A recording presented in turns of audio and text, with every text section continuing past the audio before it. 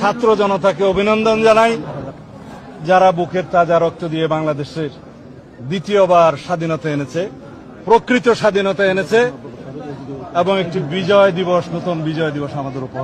School কলেজের মাসুম বাচ্চারা নিজেদের জীবন দিয়ে রক্ত ঝরিয়ে আমাদের কাছকে মুক্ত করেছে, গোটা জাতিকে মুক্ত করেছে, যাদের শহীদী আত্মত্যাগের মধ্যে দিয়ে আজকে গোটা জাতি মুক্তি লাভ করেছে এক ভয়ঙ্কর ফ্যাসিবাদ থেকে। নতুন নতুন আইন হচ্ছে, এই আইনে এখন কথাও বলা যাবে না।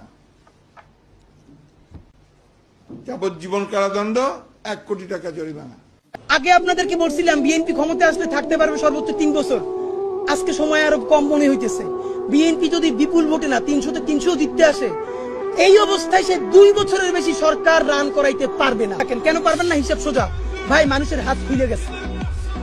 মানুষ মার খাইতে খাইতে এখন মার দিয়া শিখে গেছে। আপনি যত তারে একটা বাজে কথা বলবেন, আপনি 3টে বাজে কথা শুনবেন। এমন অবস্থা হইতে পারে আপনারা সংসদে বসে যদি দেশ বিরোধী আইন করেন, মানুষ নিজের জানমালের কথা ভাইবা সব বন্ধ কইরা সংসদে গিয়েও আপনাদেরকে পিটাইতে পারে। আপনারা তখন যত ইংলিশে মব বলার চেষ্টা করেন, তাতে আপনারা টিকতে পারবেন।